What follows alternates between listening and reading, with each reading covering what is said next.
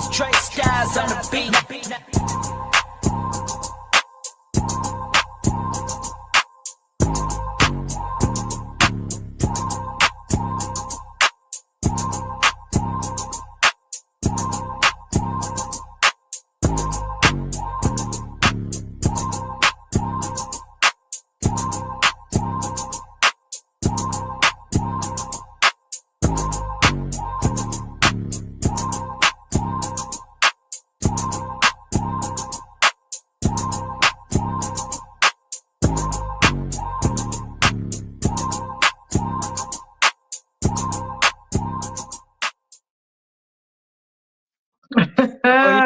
I was about to do the thing and everything. That intro hot. You like it? Yeah, I like that intro. What is up, you guys? What is up? Make sure my volume is up. Make sure you guys can hear us loud and good. Welcome back here, you guys. Just Simply Sports with me. I am Katja. And if you have not been here with us the past, maybe 2-3 weeks now, you should already know who it is. But if you don't, introduce yourself. Y'all already know what time it is. Same suit, Jet Reed. It's your boy Notty, a.k.a. One Man Cave. And I'm here with Katja, Just Simply Sports, chopping up this football. Whew, you guys, it's been a very, very interesting season thus far, honestly. What's that? You got food? Cookies? Yeah, I got a vegan pizza. Vegan pizza. Ew. Oh, okay. It's delicious. I'm gonna you. I had a Sicilian slice earlier for lunch. It was very, very tasty, but I'm gonna let you rock out, with your vegan pizza, okay? But you guys, look, we are we through week 5 of the NFL? Going on to week 6? Wow, the time is flying, y'all. Like it's not even a game. So if you did not watch this game, we just saw the Chiefs lose to Trevor Lawrence. Jacksonville, you guys, they are 4-1. They have the same record as my Bills now, which doesn't even make sense to me. But the record is the record. So with that being said, what did you think about this game? What most impressed you? I was mostly impressed by Trevor Lawrence. This was the Trevor Lawrence that I expected to see coming out of Clemson. Okay. Trevor Lawrence that Jacksonville decided to pay a couple years ago. And finally, we saw it all mature into what we saw tonight. He ran the ball well. I mean, he showed a lot of heart. He showed a lot of game. Pass on the sideline down the stretch to Brian Thomas. It was magnificent. It reminded me of the throw that Eli Manning made to Mario Manningham in the Super Bowl against New England. So, I was very impressed with Trevor Lawrence tonight. He balled. For me, like we get so caught up in what happens in one game, and then the next week it all just goes to hell, and we're like, "Oh, I knew it. I knew that he wasn't that good. I knew that he wasn't this. No, he wasn't that." So I'm gonna just focus on this week for right now. Honestly, I'm unsure on Trevor Lawrence. You know what I mean? Because he's been in the NFL for a few years now, and he's so inconsistent. But tonight I'm going to give him his props. I always say, "Are you your best when your best is needed?" And tonight he was. He fell down late in the game, kind of rolled over, got back up, and then still got the touchdown. I was like, you better go ahead, Trevor. I'm here for the fight. So I was impressed that he didn't give up. I was really, really impressed with that interception. Ran all the way 99 yards for a touchdown. And I was like, you know what? Maybe Jacksonville is a little bit better than that we all expected them to be. But I have to give him his props. I was impressed. Now, hopefully they continue this, this on, as the rest of the season continues. But overall, I got to give him his props. He showed me something. Jacksonville had some ballers tonight. The lights were bright. Monday Night Football, and Trevor balled. Travis Hunter made some big plays. He balled, and of course Lloyd with the 99-yard interception off arguably the best quarterback in the game. I mean, those guys stepped up when it counted. And I'm looking at it, I'm like, okay, Jacksonville is 4-1. Okay. Now the expectations have risen. Let's see how you perform when the expectations of you has gone up. But should we be raising our expectations just that fast? I mean, because if you look at his overall, Like forget college, like just NFL. Right. He's been up and down. So I He know he has had a been. really good game again against Patrick Mahomes, the Chiefs, who haven't really been the Chiefs that we know them to be, but a win is still a win, and they earned that win. So I'm like, should we, at this point now, I know it was a good game and all, should we really be raising our expectations so fast? I think so. I think he was the number 1 pick in the draft. They paid him money because They did. before at those 2 seasons where he kind of fell off, the last Mhm. 2 seasons, he was looking like he was on the upward spiral. Mhm. His trajectory looked good, and then the last 2 years he kind of almost fell off a cliff. And now you give us this performance Uh-huh. against the Kansas City Chiefs, which has had a stout defense, even this season. I mean, to put up 31 points on Monday night, and also I want to factor in that you did have the number 2 pick in the draft this year, and you took Travis Hunter, a guy who was a Heisman Trophy winner, dynamic. He can play defense. He can play offense. You still got Brian Thomas Jr., who balled last year and showed that he's a true, maybe a top 10 wide receiver in this game. So, yeah, I think at 4-1 after being the Chiefs on Monday night in the fashion that you did, it's okay that the expectations for you go up. So how far do you see Jacksonville going this season? If you had to place a bet right now, like what do you think? What do you think they're gonna, like? How they're gonna finish their season? Well, I would say the expectations is definitely a playoff berth. Mm-hmm. I know that the division that they're in seems to have gotten tougher than it was in the previous years, because I know Houston is down, but Houston has won the division the last couple of years, and they still are Houston until they fall all the way off the map. They're Houston. And the Colts, I mean, Indiana Jones, he's got the Colts playing. I think they're 4-1. So Yeah, I think they are. You're right. Yeah. outside of Tennessee, everybody in that division has an opportunity to win. It's going to be tough, but I would expect Jacksonville. I mean, they went on the road and beat the 49ers. Then you beat the Chiefs this week. The only game they lost was a game they gave away to the Cincinnati Bengals. They should have won that game. They could easily be 5-0 right now. So I expect Jacksonville to make a playoff run this year. The jury's still out for me. Like I said, I'm gonna give props for this game, but I'm gonna pump the brakes. I'm just gonna pump it real quick. I feel you on that. Yeah, I'm not gonna get too carried away. Now, give me 1 or 2 more games with this kind of win. Then I'm like, okay, then maybe you have me on the Jacksonville Jaguars side. But right now, I'm like, I like what you did. I want to see more. That's where I am. Right. But with that being said, now Travis Hunter, obviously, like you said, Heisman winner. But watching him, I feel like he's trying to find his footing on this team. Like I don't know if it's the way they're using him or if it's NFL. It's not college anymore. But I want to play this soundbite for you and tell me if you agree or what you think, because they were talking about Travis Hunter, and I'll let you hear it.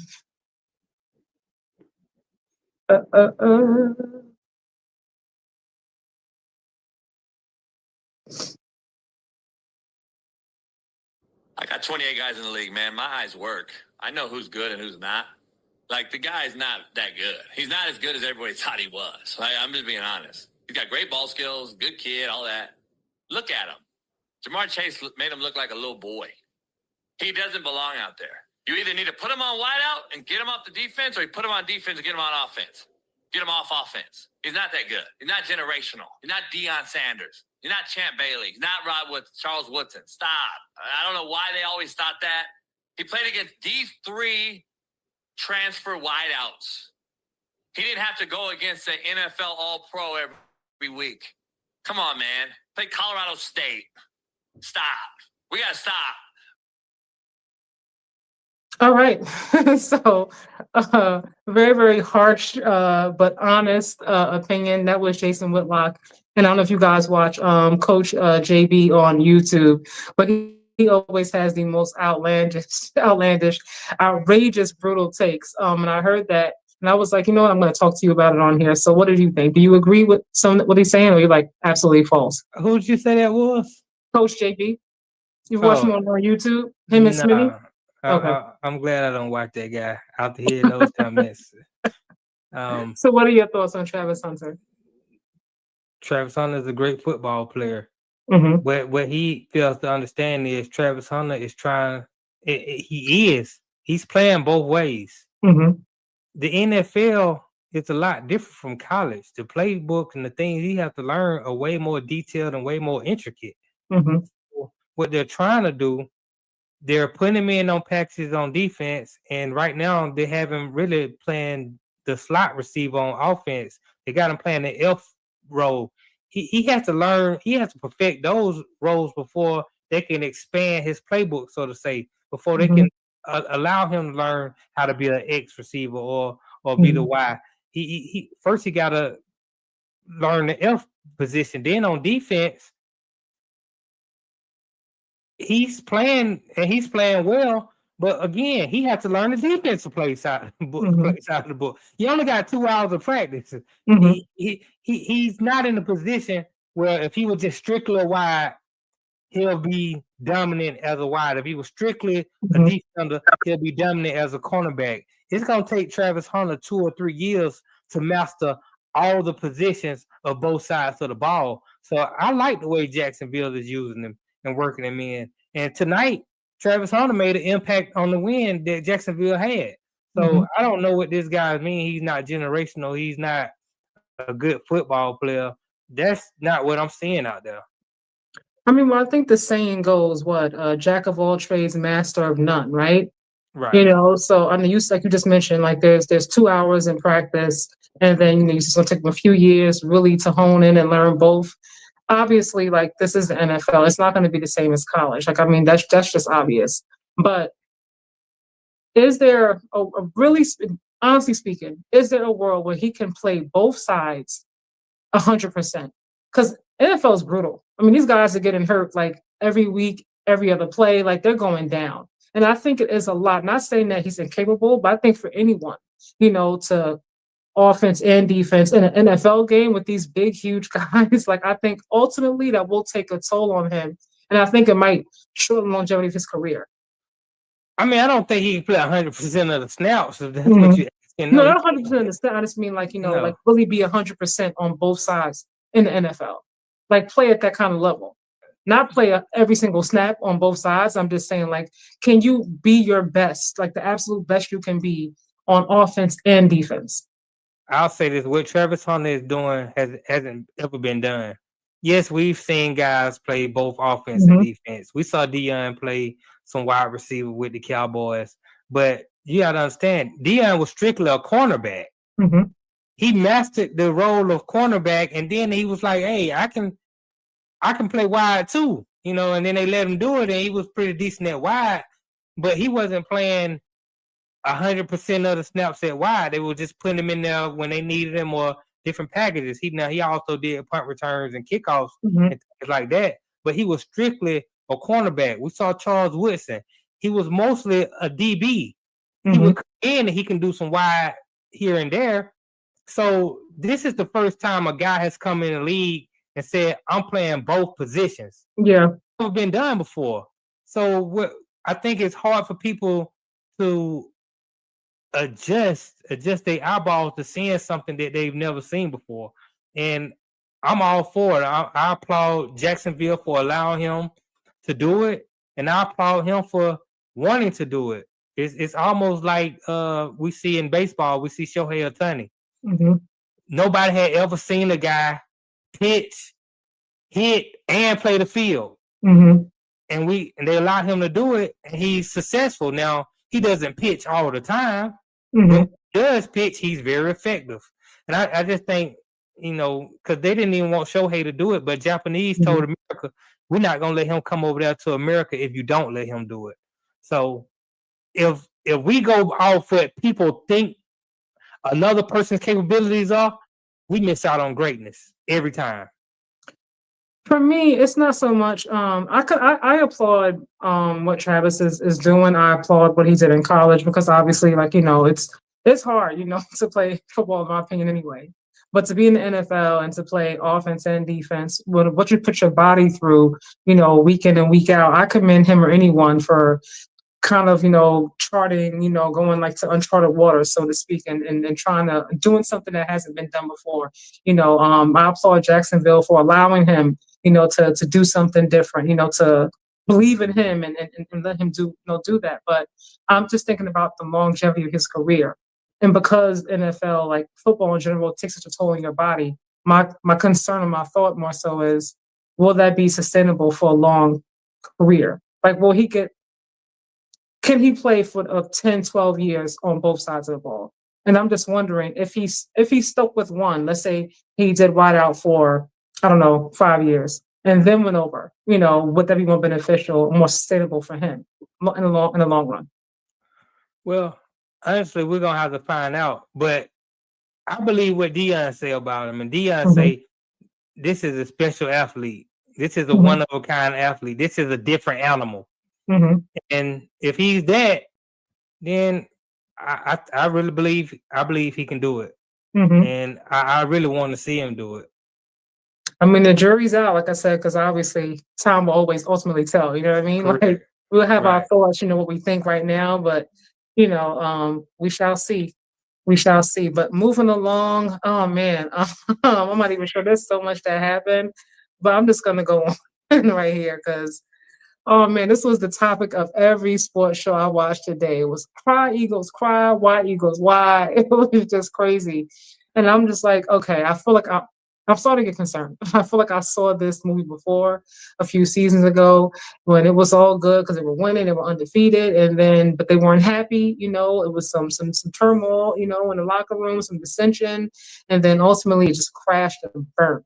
And I'm just like, are we headed there? Do you see it headed there? What are your thoughts? I mean, it don't look good right now. AJ Brown started complaining about having targets and things of that nature. And hold on. I'm gonna play this really quickly. Play the sound. Okay. This is from obviously a post-game interview. Just had finished in the second half. Just the inconsistency showed up again. So, left a couple players out there who wasn't on the same page, but ultimately we gotta get on the same page and continue to be on the same page. All right, so what you heard, AJ Brown, and then Devontae, AJ saying, inconsistency showed up again, and then you heard Devontae saying, we are not on the same page. He kind of reiterated that a few times. So with that in mind, what do you want to say? Or finish your thought. Winning is winning. You win however you win. It can be an ugly win. It don't have to look good. But I know this.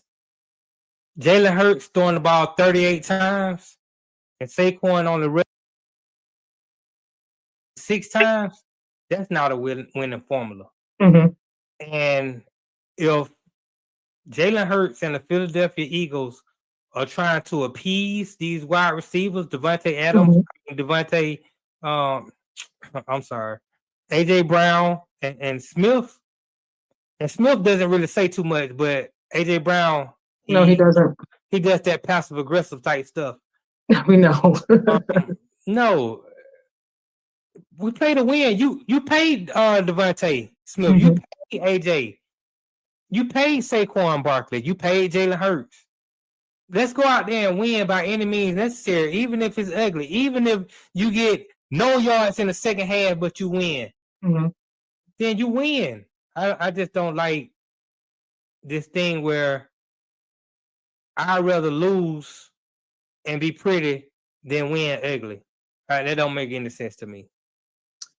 Honestly, I'm not sure if it's a matter of I'd rather, lose or, lose ugly or win pretty. For me, I feel like, and I said this before, winning to me is not everything. To me, I look at how you win.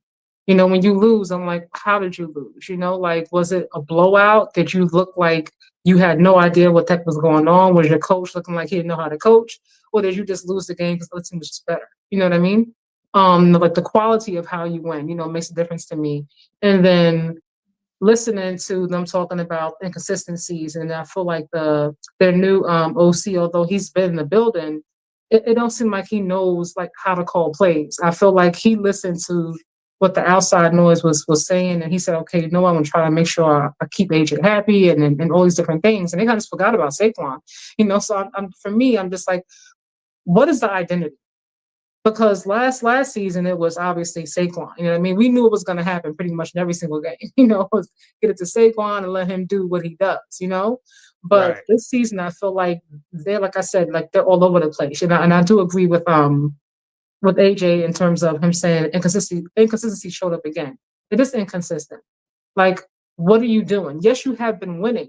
And that kind of covers it all up.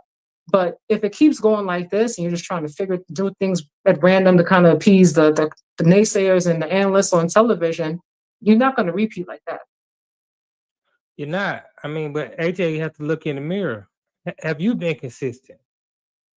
They gave you 8 targets yesterday. They were throwing you the ball. Mm-hmm. They can't keep forcing it to you, bro. Mm-hmm. Saquon needs the ball. Everybody should know that Saquon needs to touch the ball more than 6 times.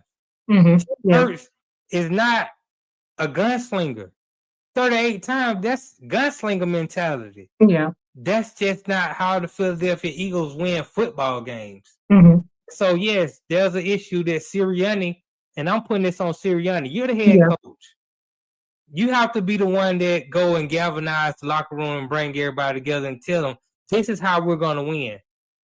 If the defense want to put 8-9 in the box to stop Saquon, we air it out. If it's only one safety up top, we air it out. If they're going to play you guys, cover 2, and they're going to roll coverage to AJ, or they're going to roll coverage to Devontae, guess what we're going to do? We're going to pound Saquon Barkley. They can't stop what we're going to do, because you got to also add that Jalen Hurts can run as well. And we got the tush push. So just win, guys. Don't worry about what it looked like. I don't care what the win looked like. I just want to win. But I understand where you're coming from, because some things that you can't accept in the win if you can't accept them in the loss. And I get that, but I don't think this is this type of situation. Devontae Smith played great yesterday. He had over 100 yard receptions, had 8 catches. Yeah, he had a good game today. He did. You lost the game. It don't matter what you did. It's only matter about winning. And I want them to get back to what they did the first 4 weeks, where they were horrible every second half, but they were winning football games. And they was coming back from behind winning football games. They just lost to the Denver Broncos. And the Eagles are a better team than the Denver Broncos. I don't care what nobody tell me. Mm-hmm. What's up, Bruce? He said Eagles better be careful and not become like the Seahawks, forcing Russ to throw the ball when they had beast mode. Yeah, I heard a lot about that. Like I said, I stand by this. Yes, they were winning in the first 4 weeks, but that locker room it seems like it's a problem again. I'm not even sure if they ever got over what happened a few seasons ago where they were winning and they kind of just nosed down. I think last season, obviously, because they ended up winning it all, it kind of covered up what was still there, and it feels like it's popped back up again. To me, I don't think it ever went away, obviously. This is why I said this last week, like at some point, they got to have a come to Jesus moment, a conversation, and really like, look, this is what we're going to do. This is what the team is about. This is our identity on offense, and then defense is whatever defense is. But on offense, we're going to run the ball, and like we're going to do what's best for the team. If Saquon is the one that needs to get the ball, it's going to be a Saquon game. AJ, if it's your time, it'll be your game. However, if it's Jalen Hurts, got to just push the whole game, whatever it is, we're going to push the whole damn game. But that's what's going to happen. Right now, I feel like there's too much dissension for me. So even with them winning, if they keep winning with the dissension in the locker room like this, they're not going to repeat. Well, you're not going to keep winning. And if winning the Super Bowl doesn't cure all those L's that y'all had, then nothing will. I would say this, even when you win in the NFL, it's early in the season. There's always things to fix. No team has played the perfect game. So until we play the perfect game, there's always something that we can work on to get better and fix. And that's what practice is for. So I think the Eagles have some deficiencies that they need to fix. Mm-hmm. But while you're fixing those deficiencies, still play to your strengths because your strengths are good enough to beat 90% of the teams in the NFL. Should they get rid of their new offensive coordinator, like right now, before it gets even worse? No, you can't. No, you don't think so? No, not yet. They 4-1. Just let's fix the things that we need to fix. Get on the same page, and go out and win football. Now, this issue, if we're having the same issue in week 7, week 8, Mm-hmm. then it's time for some heads to roll. I don't feel like he seems like he knows what he's doing. I feel like with what they did this week, I'm like, okay, you were busy watching ESPN or you were on Instagram and you said, oh, you heard the local Philly news stations and you said, okay, you know what? We're gonna try to make sure AJ gets the ball this game. We're gonna do what everybody says we should do, right, and just see what happens. Because to me, I'm like, why would you do something like that? Like it's not a winning formula. You know what I mean? Like you were up and then they started coming back, and obviously they had some great comebacks, with the block kick, and I forgot the guy's name. I don't want to say a chubby guy. I want to be rude, but he got the ball and ran it back, for a touchdown in the game, and it was exciting. You know what I mean? Watching it as a fan, you're cheering like, yeah, look at that, go, go, go, right? But it's like, okay, that's not sustainable. Like that's not going to happen every single game. Yeah, I'm just not ready to put it on the offensive coordinator. Mm-hmm. I mean, he's been in. I mean, I know this is his first year as the offensive coordinator, but he's Mm-hmm. been with the organization. He's been the passing game coordinator. He's been the associate head coach. So it's not like they're running a new system. But you should know what to do. Like you should know what needs to happen. Yeah, and the first 4 weeks, what was needing to happen was happening, and you win the football game. Now again, you always have things that you have to work on and get better. Mm-hmm. But when you start to allow the players to dictate, and I know it's the locker room, and I know at some level you do have to accommodate the players to keep them happy and things like that. So we did that this game. Okay, it cost you a game. That's gonna happen in the NFL. Sometimes you lose because you're trying to make people happy. Just don't make it a habit. Make sure that you get on the same page with the players be on the same page. And at the end of the day, make sure that the goal is for everybody want to win. Mm-hmm. I still think the Eagles got the best team in football. I mean, the goal, I think, ultimately is they do want to win, but AJ wants to be involved in a way. I think that's also like, so we can win, but make sure I'm involved in the win more times than not. And it's understood because he's looking at the landscape of the wide receivers. You saw Jamar Chase get paid. You saw CeeDee Lamb get paid. You saw what Justin Jefferson got. Tyreek Hill even got a raise. And he's like, the only way possible for me to go and ask for more money is if I put up big numbers. They're not going to care about we were winning. They're going to say, what does your numbers look like? And that's the unfortunate part about it, because it's like, I'm here. I'm more than capable, but I wasn't getting the ball, and then they'll be like, oh, well, we only pay you this much. So it's like, I understand the frustration because I'm glad we're winning, but I want to be paid, you know what I mean? So if I can't be paid properly because I'm not able to do what I can do, then it's like, how do you balance that out? DJ, what's up, DJ? Do you think this starts a losing streak for the Eagles? I believe they play the Giants on Thursday. Oh, yeah, I don't see them losing that game. I don't. The Giants are the perfect remedy. But when you go, I feel bad for Jackson because I think Jalen Carter is going to be on that ass. So I'm like, honestly speaking, I don't see them on a losing streak. I mean, they're not going to I don't expect them to only lose one game the whole season. Like they probably will lose again, but a losing streak, I don't see that happening just yet. What about you? Nah. If they lose to the Giants, I'm hitting the panic button. We gotta stop this right here. But I think the Giants are just what they need. Because with the Giants, you can try some things. You can see if this is gonna work. You can see if it don't work.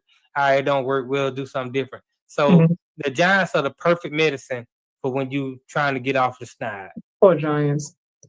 Honestly speaking, I know we were like, this is not like we were talking about this, but I don't like what I saw from Jackson Dart. Meaning not that he's not talented or I don't like him. I think he's got a lot of swag. I like him as a person. I think he's the perfect personality to be an NFL QB. I really, really do. And I think his future is bright. I feel like he was throttled out there because Brian's trying to keep his job. And his natural instinct is to run, run, run. When you go against some teams with these better defenses, like you're going to get knocked on your behind. And I'm just like concerned, like before he gets hurt, I'm just like, maybe you might want to put Jameis in there to kind of bridge it a little bit. Don't get him hurt. No, right now, everybody's like laughing at it. Everybody's laughing at it right now. But if he gets hurt, you know what I mean? Like his heads are really going to roll. So I'm just like, you really got to be careful. Like, you know, like his natural instinct is to scramble and run, but that's not going to work every game. You got to figure something else out. You got to play football, though. And that's football. He's a rookie. He's going to take some bumps early. He's going to make mistakes. He has to learn the game. There's no better way to learn the game. I mean, unless you afford the opportunity to sit and watch a veteran do it, there's no better way to learn the game than to go out there. I mean, you look at Peyton Manning the first year, he was 2-14, led the league in picks. He was the whole lot. And then after that, he was one of the greatest quarterbacks to ever play. So, but did he not stay in the pocket? Yeah, he stayed in the pocket and he still took a lot of sacks. He still got hit. I mean, Jackson Dart just has to learn how to play. Yes, Dayball put him in there because Dayball is trying to save his job. But and that's my thing. Are you doing what's best for him? I know everybody want to keep their job, want to keep the lights on, pay your bills. I get it. Nobody wants to be unemployed, especially in this economy. I get it. Inflation is real. But, you know, if he gets hurt, you really going to be up out of there. Yeah, he's going to be. I don't think Dayball can do anything to save his job, honestly. You think he's going regardless, no matter what? I think he's going regardless. Unless the Giants somehow reel off 8 straight wins and put themselves in playoff contention, I don't see Dayball being back, but it's an opportunity for him to show that he can develop a quarterback and maybe he can get a job with another team going forward. But I think him and the general manager, I think both of them are out of here after this season. But again, even if Jackson Dart does get hurt, which quarterbacks get hurt, I mean, we've seen veteran quarterbacks go down. I go back to Russell Wilson. I'm not Jameis Winston cannot throw my football. Jameis can throw the football. He's colorblind. All he does, if you open, he gonna throw it to you. It don't matter what jersey color you got on, because he. Okay, I'm done. Jameis says, I like Jameis. I'm not gonna rag on him today. I'm gonna let you. I'm in my nice mood today, so I'm not gonna load the clip today too much. Bruce said underestimating the Giants will be a mistake. I'm not underestimating them. I just honestly, looking at what I've seen, I don't like it. Watching them this past game, I don't trust that O-line. They didn't look good with Russ. They don't look that good with Jackson. It's just that he's more athletic and he can use his legs to kind of extend plays and escape, which kind of makes them look a little bit better. But overall, I don't like it. Malik is gone for the season. For me, that's what it's more so about, more so than underestimate. I don't like what I'm seeing from them. And that's the thing. Jackson Dart has a big arm, and he's mobile. But with Malik Neighbors being out, I'm kind of like, okay, where's his deep threat now? I don't know what happened with the Hyatt kid. He was pretty fast. He only had one route. He only knew how to run the 9 route, but he can run the 9 route real well. And Jackson Dart can get it to him. But I agree with Bruce. The Eagles better not underestimate the Giants. They still are a professional football team with guys who, again, paid money to play at a high level. And if you go in there and you underestimate the Giants are going to beat you. Just like they beat the Chargers. The Chargers were a good team. Now, the Chargers got some offensive line issues, and we've seen that Spears' ugly head again this week. But the Giants are a professional football team, and on any given Sunday, you can be beat. Or Thursday. Or Monday. Or Monday. Sometimes Wednesday. DJ said it might be a trick game for the Eagles. Do you think so? I don't think so. What do you think? Well, I understand what he calls a trick game. We used to call it a trap game. It can be. But only reason I don't think it's a trick game for the Eagles is because the Eagles are coming off a bad loss. Yeah. When you're coming off a bad loss and you're trying to get everybody on the same page in the locker room, you tend to be more focused going into that next week, understanding that if we lose to the Giants, then everybody's going to really be panicking from the top all the way down. And we don't need that. So I think the Eagles are going to be extra focused this week, understanding that they have to get this train back on the track. Jalen Hurts has been very disappointing. Really? I don't think he's been disappointing. I think he does what he always does. What was his asked of him? Like he does what was asked of him. Like he doesn't do any more, any less. And as long as it results in winning, he don't care. He's like, if I need to throw, I need to run. He means whatever. Jalen Hyatt, the wide receiver with the Giants. Okay, my bad. Who's really fast, but I agree. He has been disappointing. He was supposed to be a lot better than what he is, and I don't see him. I don't know if they got him inactive every week or what he's doing, but he is a deep threat and he can take the top off. And I think Jackson Dart needs somebody who can take the top off the defense so that he can operate in the middle. And so with Malik Neighbors being gone, I think this is a perfect opportunity for Jalen Hyatt to show up and make some plays. Yeah, we're going to see how it goes, though, but they better not lose to the Giants. They better not. Speaking of losing, oh, man, honestly, I feel really bad because I like Aaron Glenn. But this Jets team, I mean, they just look pathetic out there and just pitiful. They don't seem like they have any pride. They don't seem like they really care. And just because I know they kind of came on and they finally scored a little bit in that second half, but don't be fooled. Like, that game was been over. It was over. The penalties, I mean, it's just constant flags like every 2 seconds. And they say what either you're coaching it, right, or you're condoning it. I don't think it's either, like looking at Aaron Glenn and like how he's been in the past. I just don't know. To me, I don't sweat. The players don't feel like they care to win. Like they don't feel like they're motivated. I'm just Justin Fields. I'm like, what's going on? I don't know. That first week against the Steelers, it looked really good. I said, okay, this seems going to be competitive. Justin looks better than what I thought. We'll see how this goes. And he got hurt. I understood that. And now that he's back, I'm just like, what is going on? I'm really concerned that Aaron Glenn's going to be fired into the season or before the season's up. And I hate this because I like Aaron Glenn too. But he seems to be in over his head. It's almost like he doesn't know what he's doing with his team. I don't see an identity with the Jets.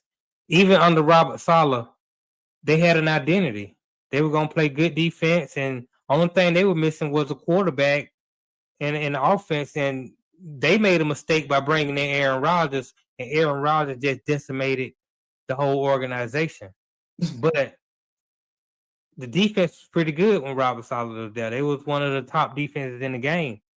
Now there's no identity with the Jets. And he's cutting guys every week. If you fumble the football, you're getting cut. He's cut multiple guys. And it's still not resulting into wins. You're not putting fear into anybody. The team is undisciplined. The penalties are out of control. The offense looks stagnant. The defense is non-existent. So it's almost like, what are you doing? What are you bringing to the team? And if we can't get an answer to that, then unfortunately he's gonna be out of there. But I pray that they can get a win this week, and Aaron Glenn can keep his job at least for the rest of the season. Something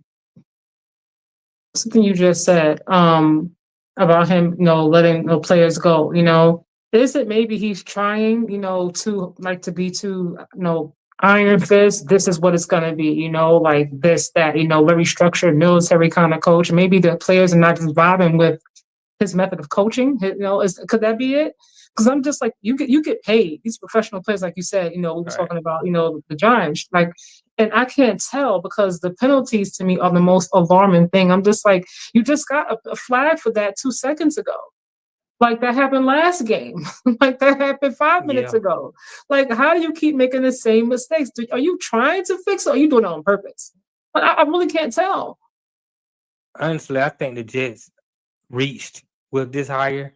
And I like Aaron Glenn, but when he was with Detroit as a defensive coordinator, it wasn't like Detroit defense world beaters. They was middle to bottom of the pack. He was Dan Campbell's boy, so Dan Campbell liked him, and they got along. And there were times with Detroit a couple years ago where Detroit defense was so bad that Dan Campbell was facing the decision: do I keep Aaron Glenn or do I let him go? He stuck with him, and I'm glad he did. And with Detroit having the overall team success, we saw that Ben Johnson. Now Ben Johnson is the truth. He got plucked. And I think the Jets reached. They said, well, we're going to get something off that team, too. We're going to go and get Aaron Glenn the opportunity. He played with the Jets. We're going to bring some sort of nostalgia back to the organization. But I just don't think he was qualified to be a head coach in the first place. And I hate to say that because I always want to see a black coach get an opportunity to go prove it. So I wanted Aaron Glenn to prove me wrong, but right now he's proving me right. So how do you think he goes about, I don't know, like fixing it? You know, I mean, because he's cutting players. I'm pretty sure like he's talking to them, you know, and they're going over film and they're breaking it down. You know, they're talking about things at practice they need to fix.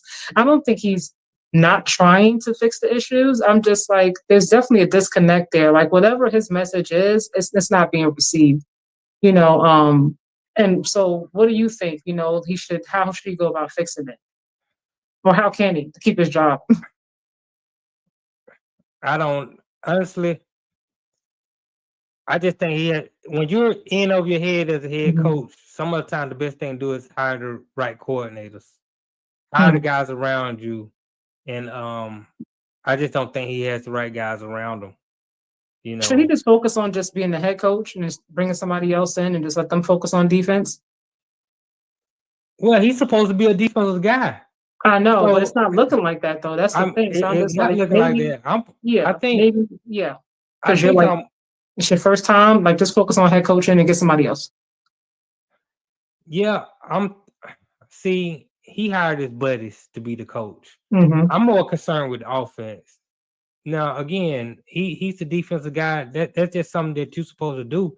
You can go hire a defensive coordinator, but at the end of the day, when you start losing game and your defense is giving up points, the man upstairs is gonna come down and tell you, well, you call the defense. That's your specialty. That's what I want to do. But on offense, I mean, he brought Tanner Eggstrand over from Detroit with him. And he was the passing game coordinator, the tight ends coach.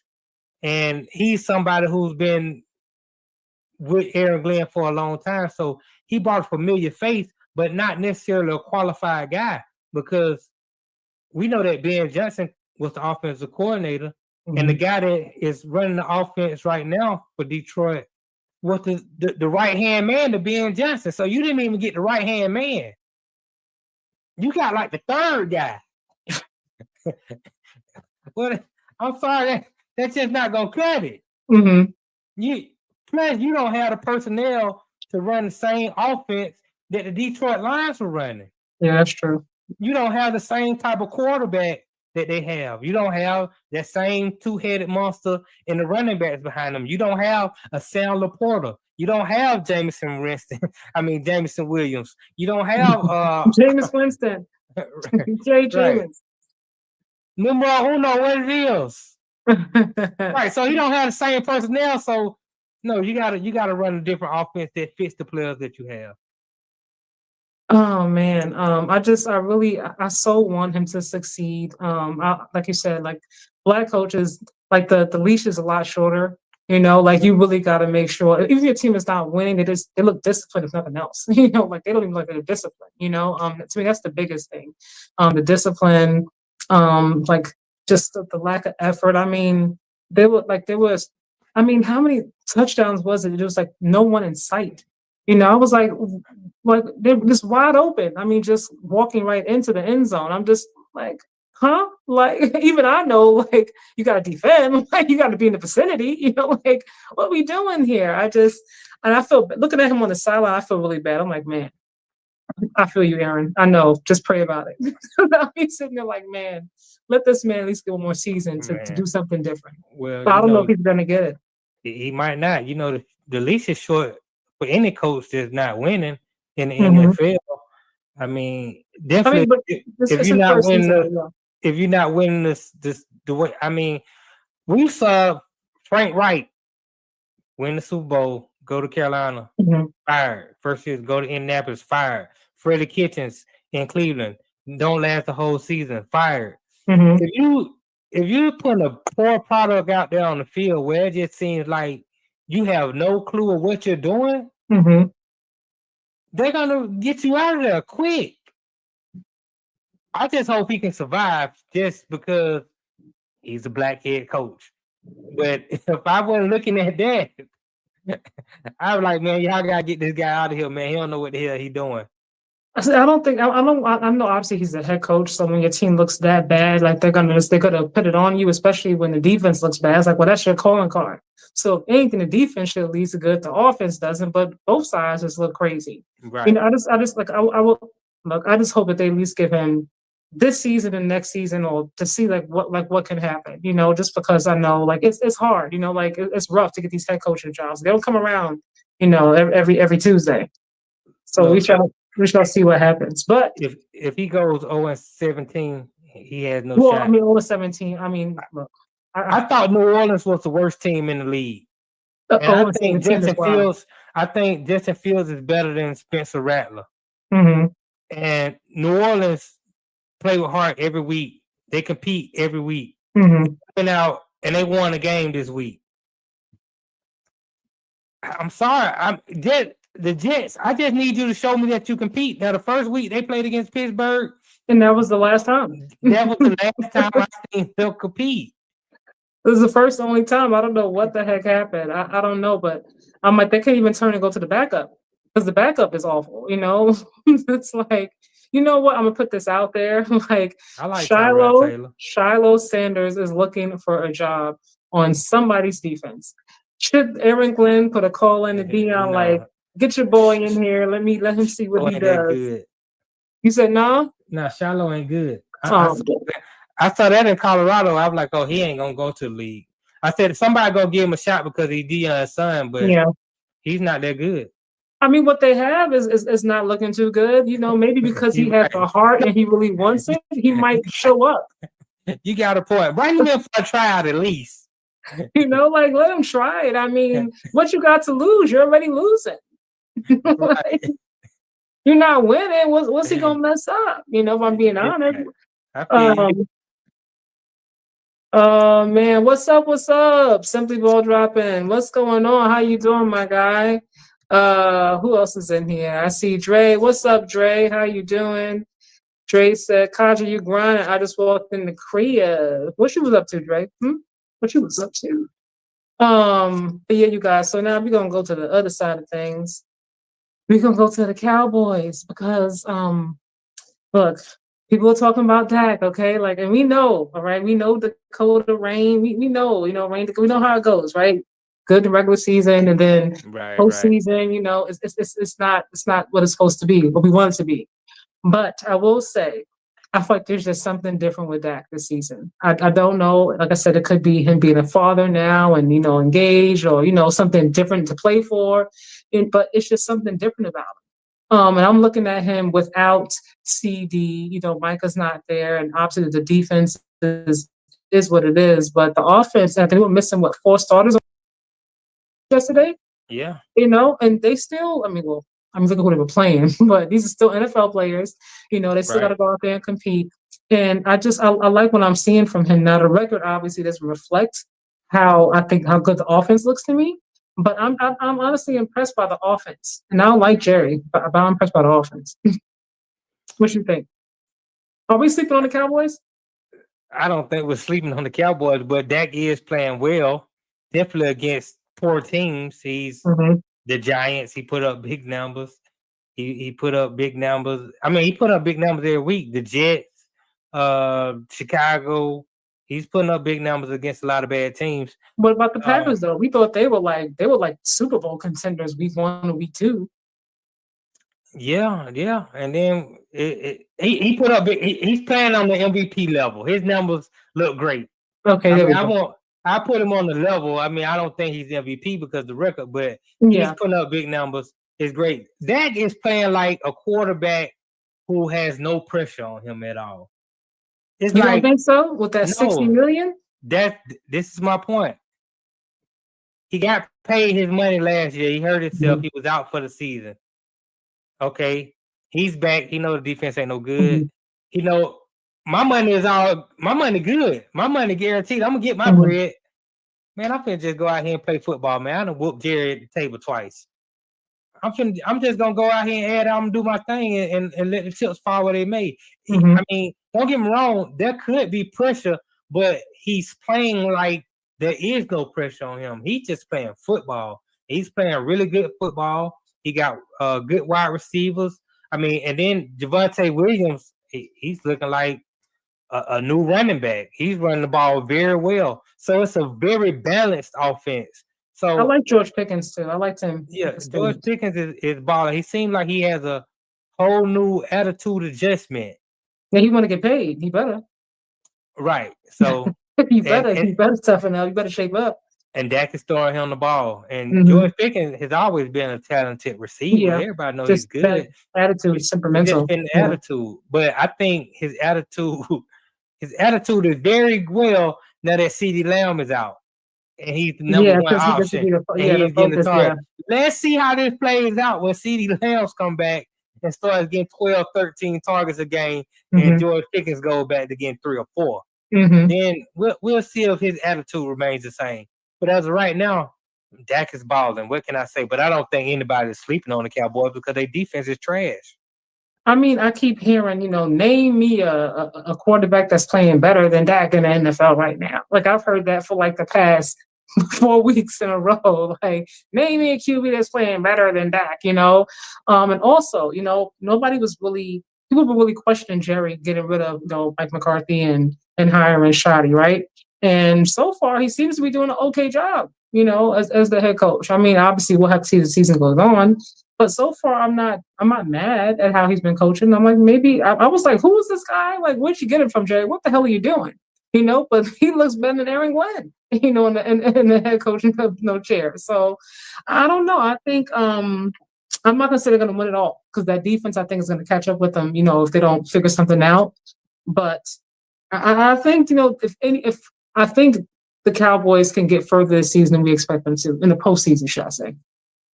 If they get to the postseason, I definitely they're the offense in is a tough division. Don't get me wrong. It seemed like Jalen,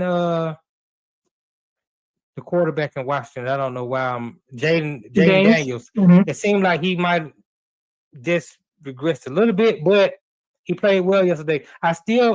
Juju was there.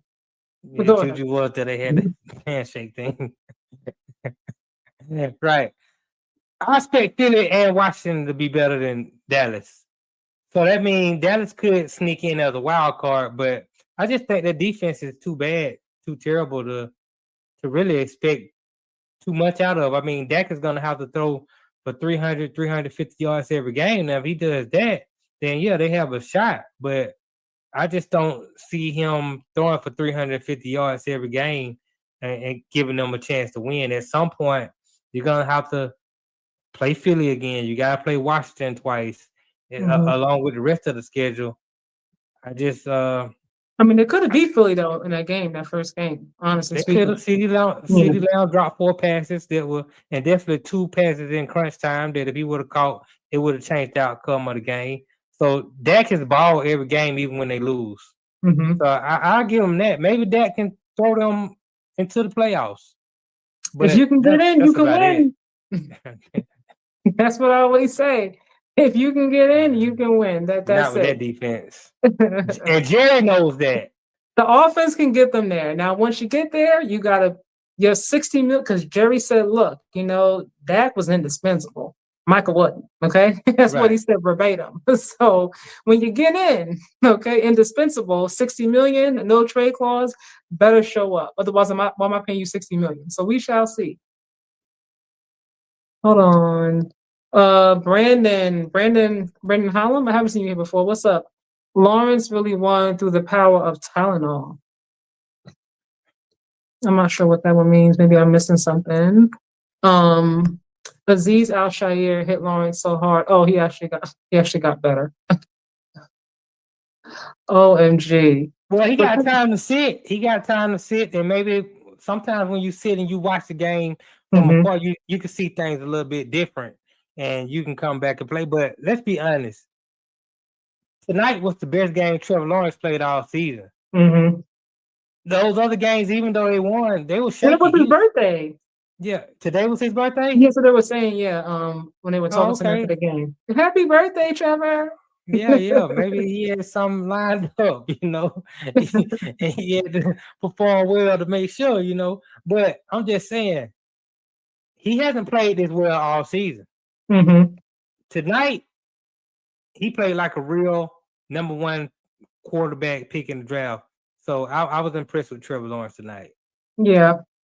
I'm gonna let you take this question. DJ said, "Do you think the Cowboys will catch the Commanders and Eagles?" I'm gonna say no, but I'm not gonna write it out of the question honestly because Oh, you gotta pick one. I'm okay. I'm a pick no, but I'm just telling you because we already discussed it earlier. The Eagles might be about to implode. Uh-huh. That's And if true. they implode, then that's gonna be that. And the Mm-hmm. Commanders have been dealing with a plethora of injuries all season. Mm-hmm. Is Jaden Daniels gonna be able to stay healthy and get through the season? Terry McLaurin has been hurt. The running backs then went down. They got defensive players going in and out.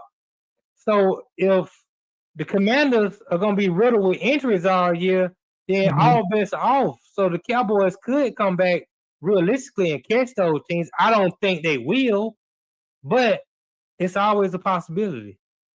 I was gonna ask you, Jaden, his size to me, even when he was in college, looking at him now, should he put on some more muscle?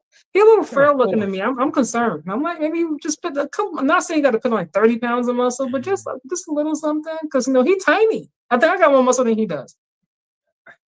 That's funny. Yeah, he probably should gain at least another 10 pounds, somewhere between 10, 15 pounds. Just because to take the hits that Yeah, he's gonna have to take. But that's what I was and he's thinking. still fast, so it He is, won't take yeah. too much his speed away. But I agree. He's very thin, and a few pounds of muscle, that'll help. We saw it with Lamar Jackson. He put on a few Mhm. pounds of muscle, then he lost a little weight, but he put on more muscle, got a little bit bulkier because he knows he's going to be running the football. He's going to be taking hits, and you Mhm. have to be able to take those hits. You have to be able to withstand those hits. True. So yes, Jaden Daniels probably could use another 10 to 15 pounds. Since you brought it up, I hate to go here because I am a fan. My second favorite QB. But man, we gotta talk about it. The Ravens season, honestly, I think is over. I don't know when Lamar is coming back. Like the hamstring can be tricky, but if he's not coming back like soon, like next game soon, I don't know. I really don't because I'm like, I don't like what I'm seeing. I don't. Defense was questionable for me anyway. But with him out now, and then they're just the injuries are crazy. They're like the Cowboys a little bit, in terms of the offense. I mean, like you missing like all your best players, like your star players, along with your star quarterback. So I'm like, realistically, how can you still expect to compete at a high level without your QB who always gives you a chance, but he's not there? And Cooper, no. You have legitimate concerns, but I'm saying hold your horses. Okay. For how many more weeks? Lamar has only missed one game. I expect him to miss at the most 2 more games, but maybe he'll just miss 1 more game. And then they have the bye, I think, right after that. Yes, the defense is awful. The defense is awful when they're healthy, let alone Oh God, not when they're when healthy. you're missing Kyle Hamilton and you're Mhm. missing Marlon Humphreys Mhm. out the back end. You CJ Stroud look like the next coming of Warren Moon. I was like, wait, 44 to what? Right, the best game he's played all season. But you see why? Yeah. I'm gonna tell you why I'm not out on the Baltimore Ravens this season just yet. Okay. They do have Lamar Jackson. I expect him to come back soon and play good football. What will the record be when he gets back? Though right now, what they're 1-4. They're 1-4. They lose this week, 1-5. They could be 1-5. It's still early because you're in a division with the Cincinnati Bengals. True. Oh, you see what Jake Browning looks like. The Cleveland Browns, We told them to call Shador like last week. They ain't listen. But continue. Who you told to call Shador? The The Ravens? Bengals, yeah, I said call Shador. Oh, the Call Bengals? 12. Yeah, Mhm. yeah. All right, yeah, sure. Okay. But you got the Bengals, you got the Cleveland Browns, who Mhm. we see where they at right now. They're trying to Mhm. figure some things out. Mhm. And you got the Pittsburgh Steelers, which I like the Pittsburgh Steelers, but I don't trust them. I'm not trusting Aaron Rodgers right now. No. I trust the Pittsburgh Steelers coaching staff and the defense, Mhm. but I'm not trusting Aaron Rodgers. So I just think Baltimore has an opportunity to catch up in that division. I don't think no team in that division is I get what you're dominant saying. enough to keep them out of playoff contention. Or some week in week 15, 16, where there's a big game to see who's gonna win Mhm. a division. So I still think Baltimore has a great chance because I still think they got the best quarterback in the division, and they still have the best offense, the most consistent offense in the division once Lamar is back. Yeah, I mean, look, I guess when I look at what your record is, I'm thinking about the injury that you have. The same thing like with the Bengals, like I don't know how long Lamar is going to be back. In a perfect world, let's say he misses this game, then they have the bye, so that'll be about 3 weeks off, and then hopefully, he can come back. But is he going to be back at 100%? That's the first thing to me. Well, at least close enough, to it. And then I'm also I think about him, I think about Joe Burrow as well. Like by the time they come back, what is the record going to be and what are the chances of them, getting to the playoffs? Because for me, I'm like, so I want to put my star players out there if we don't have a chance and mess around and make it even worse and get out next season or half of next season on top of what they missed this season. That to me is a concern. I mean, we'll have to see what happens next week. I don't expect them to win again, obviously. But when he comes back, if you're still missing a lot of your star players as well, you're part of your team, like the core part of your team. I don't know about just throwing him out there. I'll say this: he has a hamstring issue, which Mm-hmm. could affect him running the football. And that's his thing. That's his Part thing. of his thing, But he's the MVP of the league multiple times. You still got Derrick Henry in the backfield, and right now, Joshua Tyrell Allen is. I'm just gonna put that out there. Continue. I'm just saying Lamar still has won MVP multiple times. He has, yes. And you have Derrick Henry back there. You can hand the ball off to. You can still run the football. It's time for Lamar Jackson, if he wants to play. Mm-hmm. And even at 80% Lamar Jackson is better than 100% Cooper Rush. Let me see what you can do as a pocket passer. Mm-hmm. Work strictly in the pocket. Mm-hmm. Run some if you need, but I don't want you to rely on your legs because at some point, I believe in order for Baltimore to reach the promised land and win the Super Bowl, Lamar Jackson is going to have to learn how to manage football games. You can't always go out there and be the game changer. Sometimes you just have to put the ball in your playmaker's hand and allow them to win games for you. And that's one thing he hasn't shown me yet, his ability to manage football games. But that's what he's going to have to do if he wants to come back and play well this season because, that hammy is tricky. It can go at any time. And once you hurt your hammy during the season, it really doesn't get better until the off season where you can allow it to rest and heal. So I just think now we're going to have to see a different dynamic of Lamar Jackson. And it's one that I'm looking forward to see because I believe he can do it. But the knock on him right now is, and definitely when it comes to the playoff time, if we can make him throw it to beat us, and he hasn't been able to do that. I don't feel like he trusts himself. I feel like especially in those big moments in those big games in the playoffs, I feel like he doesn't do what I think that comes natural for him.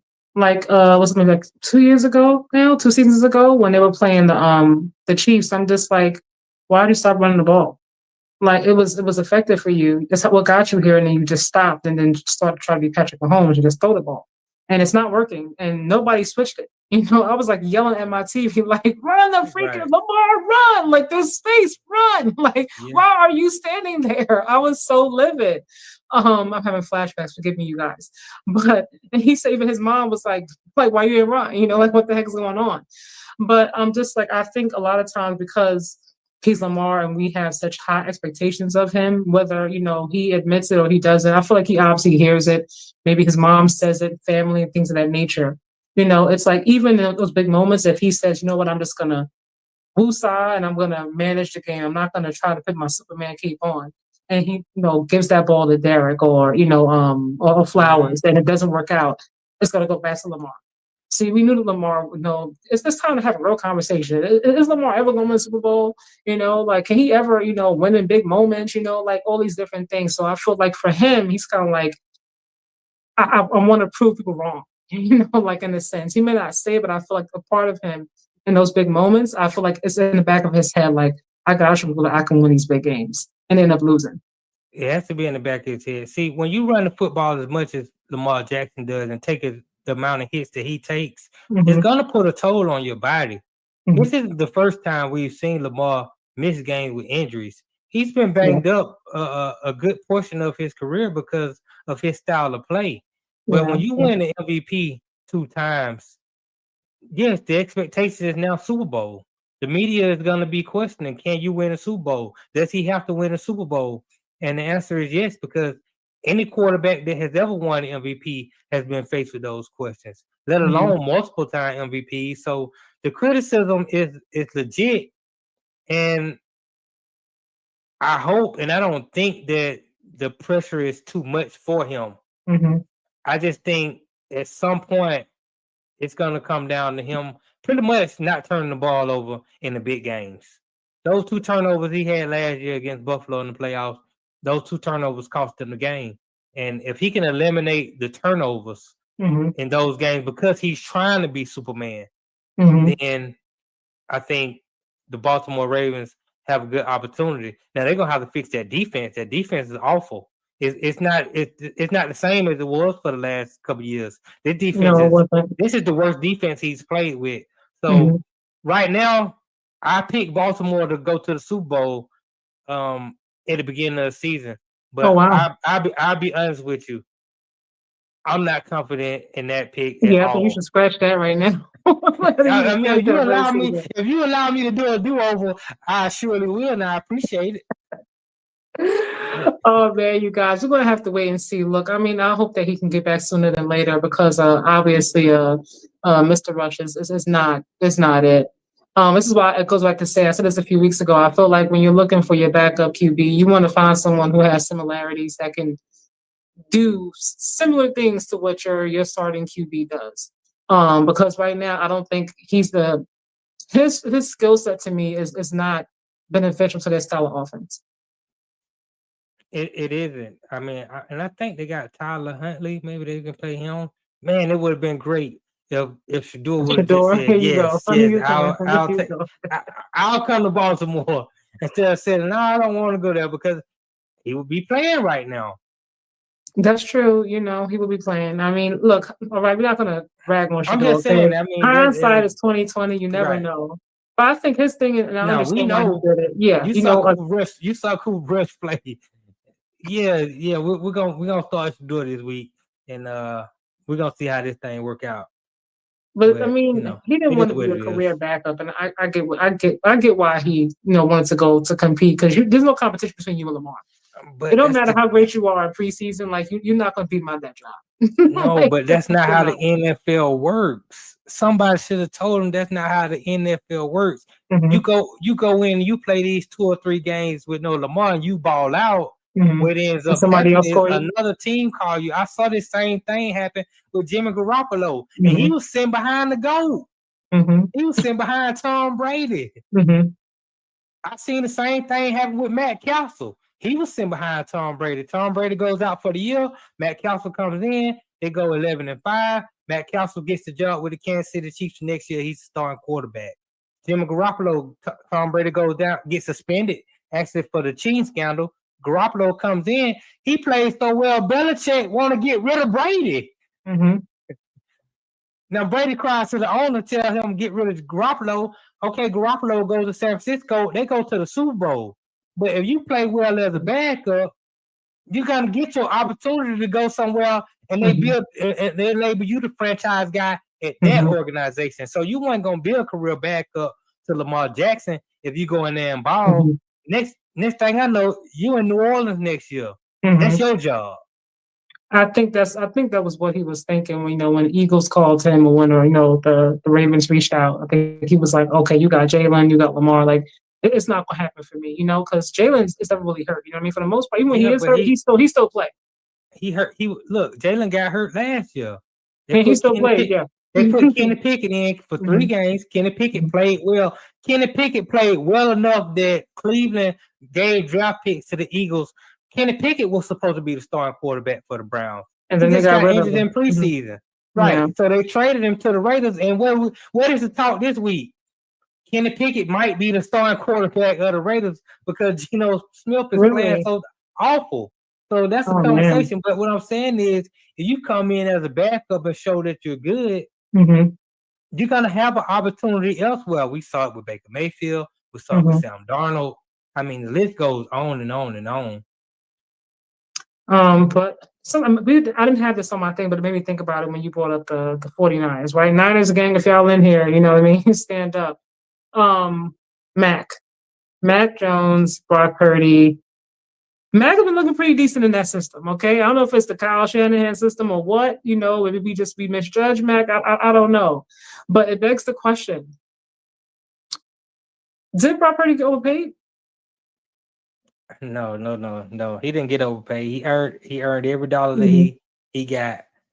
He didn't even get paid with some of the top quarterbacks getting paid, but he got paid a fair salary for a starting quarterback in this league. Now, the system that Shanahan runs, it's a great system. If there's anybody in the league that deserves to be called the quarterback whisperer, it's Kyle Shanahan. Because we saw Mac Jones in New England.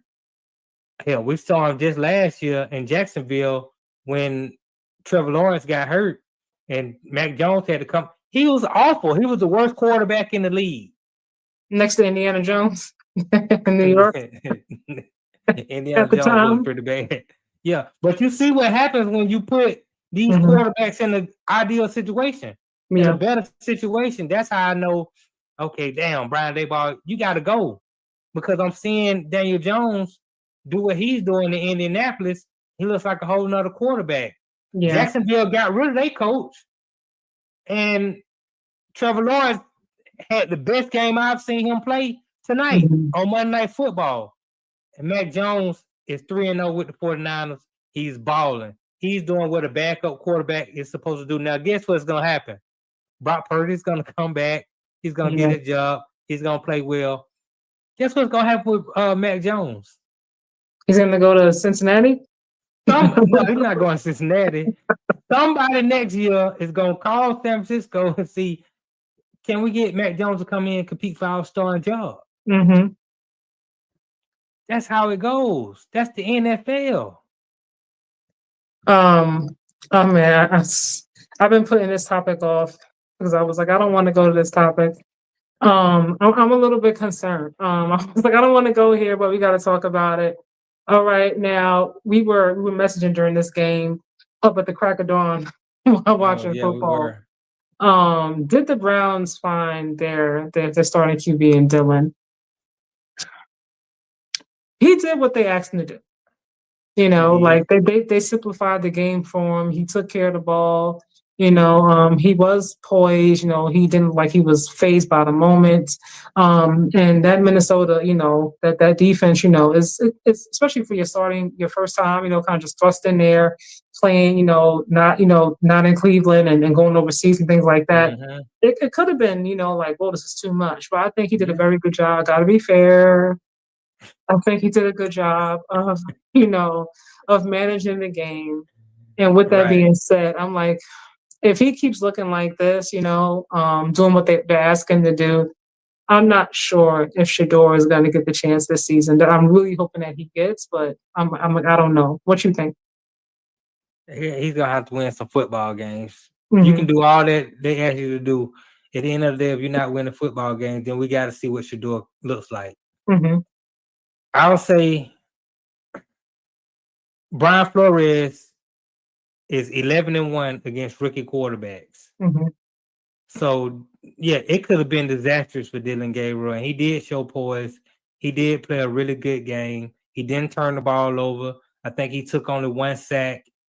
He looked a lot better than Joe Flacco, and he gave Cleveland the opportunity to win the football game. Yeah. If Cleveland didn't have 1,000 penalties, then they would have won the football game, I think. Yeah. It's just those penalties killed them. Definitely. The defense is still good in Cleveland. They're not going to play Minnesota every week. If Who Dillion they play Gabriel, this week? Do you know? I forgot. I'm not sure off the top of my head, but I'll look that up. But I think if they can win 3 out of their next 4 games and Dillion Gabriel looks decent, now he's gonna turn the ball over at some point. He's still a rookie. He's gonna make mistakes. Yeah. But if they can win football games and he can pretty much keep them in the game, I think they might have found something. I think it's too early.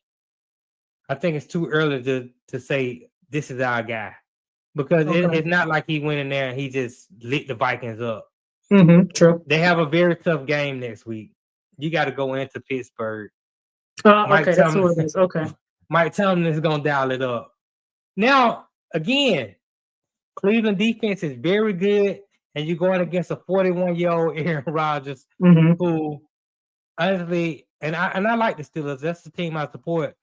But Aaron Rodgers hasn't really. I mean, he just looks old to me. Mm-hmm. You can go in there and play good defense against that team, and if Dillion Gabriel can play the same way he played against the Vikings, they're gonna beat the Pittsburgh Steelers. Minus the penalties. Minus the penalties. That'll be a big win. And that Jenkins kid, he's running the hell out the football. Mm-hmm. So I think it's too early to determine whether or not the Browns have found their quarterback. Mm-hmm. But I think in the next 3 to 4 weeks, we're gonna have that answer. And it's gonna be solid. Like it's not gonna be any like indecisiveness about it. We're gonna say, yeah, he's the guy, or we're gonna say, it's time to see what Shador got, because I'm not sure about this guy. I mean, I would hope that, because you had him there. I mean, you could have, kept Kenny Pickett, but you kept Shador. So I would hope at some point you would give a chance, even if it's like the last 2 weeks of the season, depending on what. I don't expect them to get to the playoffs, honestly, I don't. And if they don't get to the playoffs, I would hope, like you would give Shador at least, 2 games, like to see what he can do. Because like I said, overall, I don't think that Dillion is a better QB than Shador. I mean, I've said that for a while now, but we'll always, if he's a chance to come into the game, like we'll always have that last impression of what we saw from him in the preseason. Right. But that'll be like the last time we saw him in the Browns uniform anyway. So I do hope, since you kept him the whole season, you know what I mean? If you're going to keep him, at least give him a shot at it, and see what he can do. Maybe he can light it up, and then maybe he won't, but at least you'll know, okay, like Dillion is the guy, Shador, move on, but right. I don't know. But I have to be fair, which kills me. It's okay to be fair. It's okay to be objective. I like it. I like the objective culture. I mean, I always try to be objective, even if I don't agree, Right. but like I said, they made it very, very simple for him. They made it, the thing is, I wonder if in a sense, like they made it too simple, because I feel like they were like, just don't lose us the game. Don't cost us the game. Right. And like, play it safe, very conservative, game plan. And I get it was his first time, so no one's doing nothing crazy. His first time out the gate, especially as a rookie against that Minnesota Vikings, defense. But, I'm like, let him off the leash a little bit the next game, not all the leash, but just a little bit, so we can see what more he's capable of. Even for you as the coach in the franchise, like how much more he can handle, And that's what I expect. I mean, the first game, I expect them to really simplify it for him. Mm-hmm. Make it easy for him. Don't turn the ball over. Don't put us in harm's way. Our defense is good. Now, as we go forward, he had a little bit more on this plate here. He had a little bit more on his plate there. Now, let me tell you, the defense is good enough, and you got some veterans on that team. They want to make the playoffs this year. They want to win now. Yeah. So if he can reel some wins together, then they're going to have to stick with him. and I'm looking at the schedule. Like I said, they can beat the Steelers. Who else they have? Steelers and who To me, else? that's a winnable game. Uh-huh. Now they got now 3 of the next 4 games are on the road. Okay. You got a home game against the Dolphins. That's a winnable game. The Dolphins look terrible. You got to go to New England, which could be tough because Mike Vrabel has New England Patriots playing really good football right now. Oh, But please. well, they are playing good football right now. My Bills, they were tired last night. They were like, "Go ahead, you can have this one." But after the Patriots, you have 3 very winnable games because you got the Jets. Okay. You got the Ravens, so we know their defense is terrible. Lamar should be back by then, according to you. Lamar should be back, but their defense is terrible. And you got the Raiders, who, I mean, Gino throwing 3 picks a game. Kenny Pickett might be the starting quarterback by the time you get to the Raiders. So and he might look like Indiana Jones out there. Who knows? Honestly, in these next 5 games, I feel like Cleveland can at least win 3, maybe 4 of these games. And if that's the case, they're going to be in the hunt for a playoff spot, and then you're going to have to stick with Dillion Gabriel. I mean, well, yeah, I mean, if you get into the playoffs, you don't want to make any sudden changes like that. But yeah, I mean, for me, I'm going to ask you, why do you think once they decided, okay, like Joe is not going to be the guy, we've seen enough of him in the past, 4 weeks. We're going to go with Dillion. Why do you think Shedeur didn't move up to back up? Because that's not how it works. Joe Flacco ideally is a backup quarterback. That's what he's shown to be good at over the past 2 or 3 years. I don't even think they wanted him to be the starter this year. I really think they wanted Kenny Pickett to be the starter and Flacco would be the backup. It just didn't work out that way. Okay. And one of the reasons it didn't work out that way is because they did want to keep Shedeur. They could let Shedeur go and kept Kenny Pickett on the roster, and when Flacco they could have put Pickett in, but they wanted to keep Shedeur. They wanted to see, because they're still looking for the quarterback of the future. Yeah. And they didn't just want to get rid of Shedeur and find out he's everything that he believes he is. So I applaud them for that. We believe he is. Yeah. I'm saying, but definitely him. I think when they pulled Flacco still knows the playbook. He's still a veteran. So if Dillion Gabriel was to get hurt in that game this past week, you want to come in with somebody who's already had reps. You don't want to throw Shedeur in that situation, because that'll be a bad situation. It'll be unfair because if you throw him in that situation and he plays bad, everybody's gonna be like, all the people that's already going against him are gonna say, "See, we told you he couldn't play," and that wouldn't have been fair on him. So I think you keep him at the 3rd right now. And now once you figure out what's going on with Dillion, you give Shedeur a week to prepare. You give him a week with the first team. You keep Flacco at the 2. Flacco is never going to get bumped up unless the quarterback gets hurt in the game. But if you decide to pull Dillion Gabriel, then the next week, we're going to prepare Shedeur to be number 1. And Dillion is going to go to number 3. And Flacco is going to be the backup.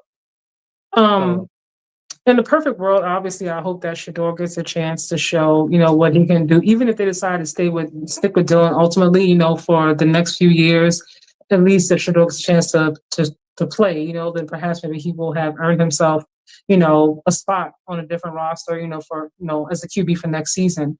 But this is a bad look, obviously, because coming off of Deshaun Watson, what's been going on the past few years, you had the Myles Garretts who just got paid, and he was unhappy with the losing. He's getting older. He's trying to compete. He's trying to win. I get it. He's not the only one, obviously. But you started out with Joe Flacco, and you knew he wasn't the guy because otherwise you would have kept him from before. So now you bench him, and then you pick Dillion in, and then if Dillon's not working out, then you're going to go to Shedeur. I feel like it's going to be a bad look for Kevin Stefanski, obviously, because you brought Dillion in. So I feel like he's going to do everything humanly possible to make sure that Dillion looks like what he wants him to look like, or that he is the guy. And for that, I don't know if Shedeur will get the chance, and I hope that he deserves. Well, I think that if Gabriel plays well, then it's not good for Shedeur, and I'm really concerned about Shedeur because I think the only opportunity he's going to have to play is if Dillion Gabriel doesn't play well. Mm-hmm. My problem is, and I put part of the blame is on the media. The media keeps putting the microphone in the face of a third string quarterback. Mm-hmm. And he's not necessarily handling it well. And with his popularity, no team wants this backup quarterback or the third string quarterback to be a distraction to the team. Mm-hmm. I'm afraid that other teams are weary about having Shador being a part of their roster, especially if they haven't seen him play on the level in real live games. Yeah, To where they saying, like, say, yeah. That's why I hope that he's for the chance to at least play. right, let's just bring him in. So I'm really concerned that man, I just wish him the best. It looks like a long shot right now, and it's not all the media fault. Some of it is on Shador, because I just think he just got a lot of bad advice coming from Colorado. I don't know who gave him this bad advice. I don't know if it was his father. I don't know if it was people who was hanging around him. He just got a lot of bad advice, and he's taking a lot of missteps, and it's turning into a clown show.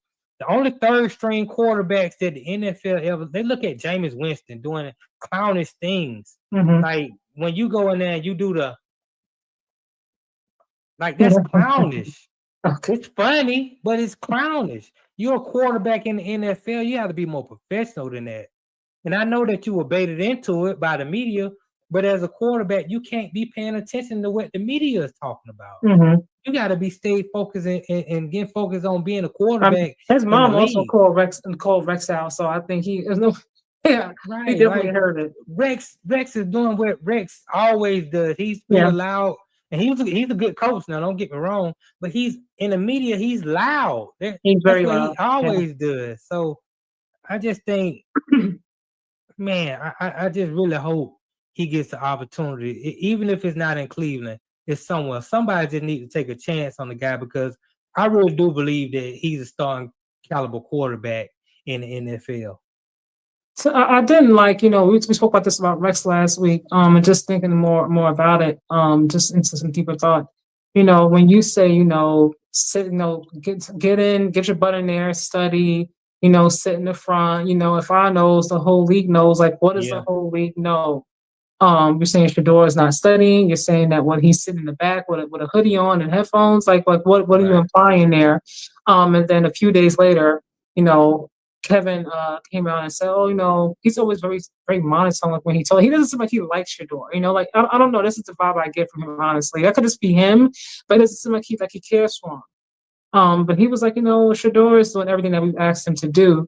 And I honestly wish that he would have said that sooner, because Rex, you put that out there, and knowing what the narrative is about him to a certain degree, people don't really think he takes it seriously. Part of the narrative is that he's full of himself and things of that nature. So when you put it out there, if I know the whole league knows, what is it that the league knows that you know? Because that to me, it could be damaging. Like I wish that if nothing else, like the Browns would have came out and said like, Shador is doing what we asked him to do when that kind of comment was made, as opposed to sitting there on mute. And that's the issue. I don't like that Rex Ryan said what he said, because Rex Ryan didn't put a source behind that. If somebody in Cleveland told you that this is what was going on, cite your source, or at least say sources have told me that Shador is not doing X, Y, and Z. Yeah, cite your source. But again, this is what I don't like, and why I'm worried for him, because now Stefanski has to go and answer questions about a third string quarterback. No head coach got time to be answering questions about a third string quarterback. I got other things that we're trying to work on so we can start winning football games.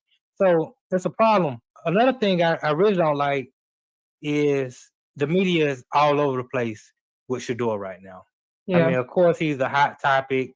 He gets clicks. People want to know what's going on. But I just wish they would finally come up with a narrative that we can all go along with. Like, okay, Stefanski don't like him. They're sabotaging Shador. The owner don't like him. Okay, who picked Shador? Because some media sources say, well, he wouldn't have got drafted, but Jimmy Haslam wanted Didn't they say it Shador. was Andrew?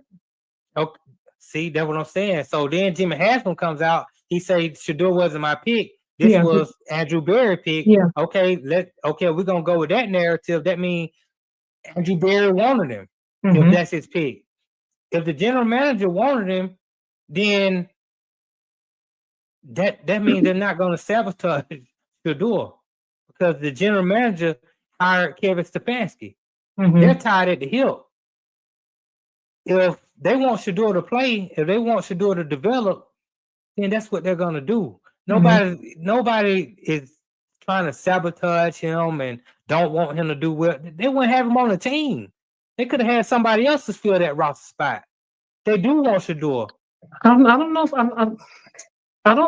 I'm not 100% sold. I think a lot of it, they're not afraid of having a media circus. If that was the case, then you wouldn't win with Deshaun. With everything that he had going on, off the field, with the women and all the allegations that came out, and that kept coming out because it was like a long list of women at one point. And you still brought him in there. You were okay with it, even when he got hurt, you brought him back, so obviously you paid him $230 million guaranteed. So you weren't gonna get rid of him right away. I get that, but my point is, you don't mind the media circus, so you're not want to shy away and just, I guess, I kind of want to just focus on football based on the choices that you've made. It doesn't seem like that to me. Well, I think that's why Jimmy Haslam didn't want to tie his name to this quarterback situation. But Deshaun was a totally different situation because when the Browns got Deshaun was a top 3 quarterback in the league, 25 years old, hadn't even reached his prime. So, you're gonna take any team would have took an opportunity on Deshaun. There were a few teams. The Falcons was looking at him. It just that Haslam blowed him out the water with the amount of money that he gave him. No other team was willing to do what Jimmy Haslam was willing to do. So he brought Deshaun in. It just didn't work out. But to bring a top 3 quarterback in his prime before he even reached his prime, it was almost like a no-brainer. Any team would have done that. I think Gabriel was the guy that they wanted in that situation. It wasn't, but I don't think Gabriel was a franchise guy that they would draft. No, else you would have took him in the first round. They took him in the 3rd round as a guy who would compete. They took Shador in the 5th round, I think, as an emergency. If Gabriel doesn't work out, if the Flacco don't work out, Kenny Pickett don't work out, Gabriel don't work out, we're gonna play Shador, and we're gonna see if he can be a franchise guy. I mean, you knew Flacco wasn't gonna work out. Well, you knew Flacco wasn't gonna work out, but again, I think Flacco was there to be the backup. Yeah, I can get that. Right.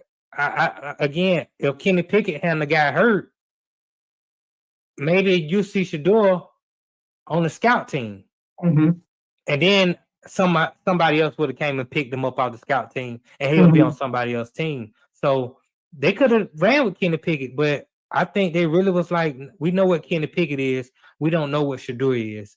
If things don't work out, we need to at least find out what Shador is. So if Dillion Gabriel doesn't play well, like I just pointed out the schedule and told you, they have at least 3 winnable games, maybe 4 winnable games. Let them go 2-3 in these next 5 games. We're gonna see Shador play because that means Dillion Gabriel is not playing up to par because that defense is legit. It is. So we're gonna see that. We are going to see. What else happened? I'm trying to think before we get out of here. Anything else happened this week that I was like, wait, what? Mark Sanchez got stabbed by a 70-year-old. I saw that. I didn't like read what actually happened. What happened? I know he got stabbed, but what happened? Why 70-year-old? Like, what's going on? He was drunk. Night on the town. He drunk, and the guy was delivering. He was in the delivery truck. Okay. And Mark Sanchez got into an argument with him about a parking spot.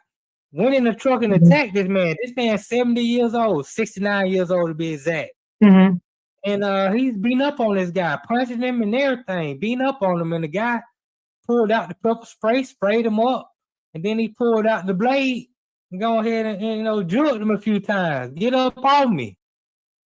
Mark Sanchez ended up getting rushed to the hospital, and then later they came and arrested him in the hospital. I saw today that they've upgraded his charges to felony battery. He's facing anything from 1 to 6 years in prison. Well, Like, this is what happens when the alcohol gets the best of you. Put the bottle down, Sanchez. Now you're known for two of the worst things in the history of celebrities: the butt fumble and being stabbed by a 70-year-old. Come on, bro. That's just embarrassing. yeah, and dangerous too, because you could have got killed. Yeah, could have got Especially killed. nowadays, you got to be careful. When you run up on folks, people. I think sometimes we assume somebody's older.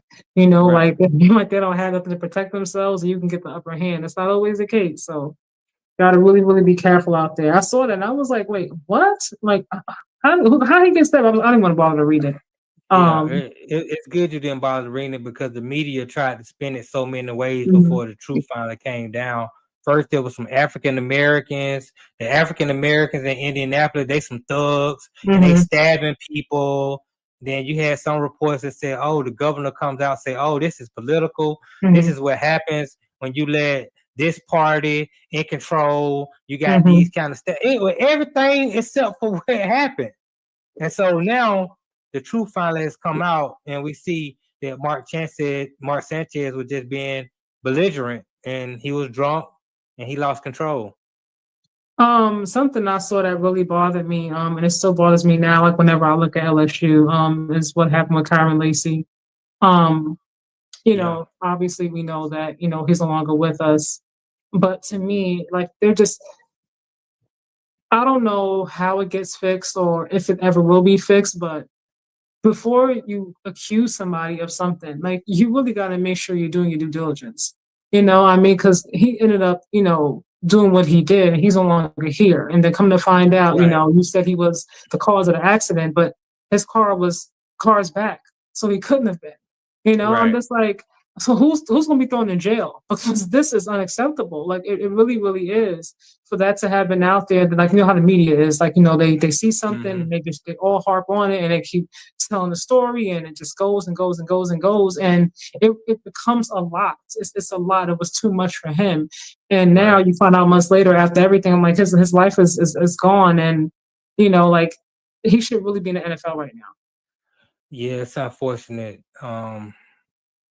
And this is a thing that we all have to have. It's important that we have somebody to advocate for us when we can't advocate for ourselves. Because if he didn't have someone advocating for him, he has a great lawyer who I'm Mhm. glad that stuck behind him and did the detective work and found out the truth. When you don't have people advocating for you, they just go along with whatever is put Mhm. out there. And a lot of times, whatever is put out there is not the truth. Yeah. Because then nobody do want to take the time to do the homework or do the research that was necessary to find out the truth. So this is a very unfortunate situation. It should have never happened. And man, I just hope that there can be some sort of resolution so his family can heal, I from this mean, situation. for me But as a mother, I'm not even sure. Like, even if someone got thrown in jail, they would, put behind bars for the next 10 years, whatever. Like, I'm just as a mother, I'm not even sure. Like, if that would even begin to I don't know to help you heal. it does. Because of what happened and how it happened. Ultimately, you tell me that you accused him of this so much so and harassed him online that he took him he took him his own life, and then now you're telling me that you made a mistake and you just what you are gonna apologize and what I should take that and be okay with it. It, and I'm not a mother. I'm a father, but I'm not a mother. And I could just imagine because I've known mothers who have lost their children in some sort of act of violence or in some Well, sort of accident. And man, it's hard. It's no matter if you find the person that is the culprit of the crime or that caused the accident, it doesn't make it any easier. yeah. Losing a child is probably the hardest thing to go through. as a human being. So I just, I really do pray for his family and his mother, and hope that they are able to heal at some point. It could take forever. Yeah. There's no time limit on how long somebody has to grieve. It just I hope that they can find some sort of solace, some sort of peace, and move forward. I know we're in a different time, but I just wish we had a little bit more compassion in this world and journalistic integrity. I know like we're in the world where everybody wants to get their clicks and their likes and their views, but you have responsibility, especially if you have a big platform. People are looking, and they're paying attention to what you're saying and they're Right. reposting your video. Like, don't just put stuff out there and run with it because it's popular. Like really do your due diligence and make sure that what you're reporting is the truth. Like don't just because you can ruin somebody's life like that. It's like social media it could be great for your career or for your life, or it could really like be a detriment to your life and really, really hurtful. We just need to do better. Yeah, we're living at a time where everybody's trying to get the story out first. And it doesn't matter if the story is accurate or not. I just need to get it out first so that I can get credit for the story, and I can get the clicks and the likes, and maybe I can get some sort of branding and make some money off of it. But you're right. I mean, these people who want to be journalists, it's important that you get all the facts first and then report the story, or else don't report the story. I was hoping that Stephen A would know with his platform that he would speak out about it, especially because he can cover more political things now. With his new contract with ESPN, I was like, because his mouth is so big and his platform is huge, and who he is now, whether you like him or not, he's one of those ones when it comes to media. So I was hoping that he would really pick it up and like put more, a voice to it. We spend more time harassing Angel Reese for being an Instagram model as Right. opposed to a basketball player. And then when you have a story like this, like no one wants to talk about it really. Stephen A is a big mouth for the bosses. Whatever his bosses tell him to talk about, that's what he talk about. I met Stephen A. I met him a couple times. He was at Sam Mitchell's wedding, and I was at Sam Mitchell's wedding. I actually was Oh, filming. cool. I was filming the wedding when he got married. But I met Stephen A. prior to that when I was interning at the radio station. And at this time, he had left ESPN and he had went to Fox. He was doing his own show. And I asked him, why did you leave ESPN? And he told me, he said, I left ESPN because when I'm at ESPN, you have to talk about what they want you to talk about. And I want to talk about things that I want to talk about. And Fox giving me more of a platform to speak how I want to speak. And then I was like, oh, that's commendable. I was like, that's pretty cool. He gave me some advice on my career and what I should do going forward and that type of thing. I really liked him at the time that I met him. And then a couple years later, I saw him back at ESPN. He took a bigger salary to go back to ESPN, and then he went back to saying what they want him to say. And I kind of lost all respect for him at that moment. Now, I can't judge him because the man got to feed his family how he feed his family. But I also understand that Stephen A has to talk how the bosses want him to talk. He has to talk about what they want him to talk about, and he has to spin it the way they want him to spin it. So it's hard for me to listen to somebody who's sold their integrity to the powers What that be. about the Stephen A. Smith show that comes on YouTube? I think it's Monday, Wednesday, Thursday, something like that. Monday, Wednesday, Friday, something like that. And then now he also has his show on Sirius XM, where he also gets to cover a lot more of the things that he wants to cover. Right. So even if you can't do it on First Take, like you can cover it on one of these platforms, And it's not just him. I just use him as an example. I know Nightcap spoke about it, which was cool. The Speakeasy did, but Emmanuel Archo and Shady, they spoke about it as well. But there should be more of a voice to it because things like that, like to me, like the media, I know media, like Dylan said, the entertainers, like I get it, but you got to be careful, you got to be careful with your voice, what you're saying, what you're putting out there. Correct. It's easier to speak about it once you're totally independent, once you're totally out of the way of the big networks.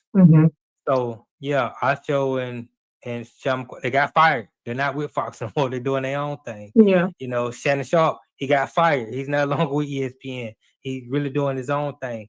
Now you can be free to say a little bit more things than you would if you were still with the network, because even when you got your own platform and you still with the network, they're still watching you and what you say. Yeah. So sometimes you got to be out underneath that thumb in order to really have the voice that we want you to have. And so shout out to the sponsors that help them put their shows on. Mhm. I mean, hopefully you don't have to sell out to your sponsors. They allow you to be who you want to be and really get the truth out there. You know, one day you're gonna have a big sponsor for your show. And hopefully when you get the big sponsor for your show, you can still be Katja. And you can still come with a new hairdo every different show. That's important to me. You know, my son, you know, he's in this day and age with social media and whatnot. And he's like, you should go ahead and talk about Caitlyn and talk about this. I'm like, Papa, I'm not going to do that. Like, I'm not going to just rag on Caitlyn because she's the white girl and I'm black. I'm like, I'm not going to do that. Like, if I don't have anything bad to say, I'm not going to just say it for the sake of getting 10,000 like views. Like, that's just not me. You know, but he's like, oh, you're missing out. You're gonna get more views that way. You know, like that's what. But I get what he's saying because people do it. You know, Right. this whole Yeah. channel is devoted to just trashing Angel or trashing Caitlyn. You know, but that's not what I'm about. So I'm like, I'm not gonna do that. I feel you. I mean, there's enough stories to talk about, and even if Caitlyn and Angel are always going to be a story, they're always going to be a topic for a plethora of different reasons, whether they're winning, whether they're getting injured, whether they said something in the media. So there's always going to be an opportunity to speak your truth. And believe me, whatever your truth is about whatever subject, there's going to be other people talking about it as well. But your viewpoint is going to be yours. Yeah. You don't have to jump on everybody else's bandwagon and say the same thing that they want to say, approach it with the same angle. Approach it with your own unique angle, and I think that'll get you more looks and likes, because people are not, they're tired of seeing the same thing all the time. If I heard it over here and I heard it over here, then people say that, but some of these channels, like I follow, because I'm gonna always agree with Jason Whitlock. Like I think he gets on my last freaking nerve. yeah, I can't You know, stand but one thing, he got his audience though. You know, Yes. and they go. If you go to the comments, sometimes I'm like, you actually believe like what he's saying? Like, are y'all serious? You know, there's an audience for it, you know, and he knows his audience very well. You That's know, my point. so, That's my you point. know. There's an audience for everybody. You can just be yourself, and you're Yep. gonna have an audience for how you like to spill the information. I just realized you didn't add your channel. I'm looking like, wait, you didn't. I know, man. I was I'm like, just man, this realizing is some that. bull, man. I'm supposed to hit that when it started. I think I can put you as a collaborator though, and maybe I don't know if you can post it that way later. I'm not sure. Maybe we'll see. I'll try that. I found a way to do it. Oh, okay. Yeah. All right, you guys. This was a good one. I enjoyed the conversation, you guys. We are heading into another week in the NFL. Basketball is getting ready to come back. I'm excited. My Warriors made some moves. My Warriors finally made some moves. I'm excited. They're not going nowhere. They are going. They are going. They have stepped. They'll be fine. You just watch and see.